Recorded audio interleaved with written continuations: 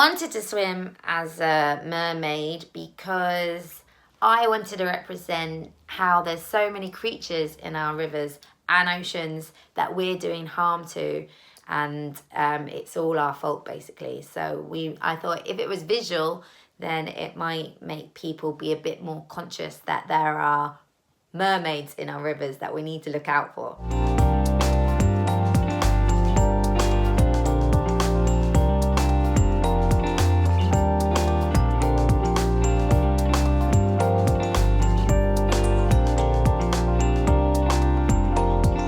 Years ago, I learned to free dive in Indonesia and cut my hand on a small piece of clear plastic.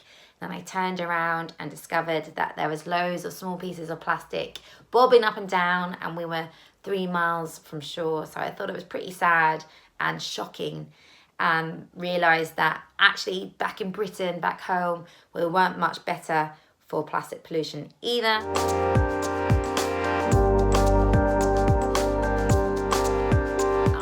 Cycled the length of Africa. I ran to Manchester carrying a ukulele and played on the radio even though I couldn't play or sing.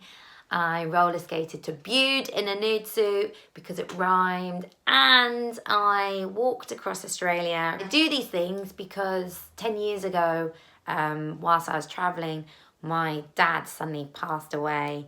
And I was on the first plane home, and I really struggled to deal with the grief because I didn't really know how to process it. And I began self-harming. One day I was like, enough, Lindsay, you don't want to do that. So I signed up to do the London Triathlon to channel my negative grief, and it made me feel wonderful. So at the end, I surpassed my expectations and my own capabilities. So when I finished one challenge, it sowed the seed for another, and I started feeling quite invincible by the end, and that I could take on anything.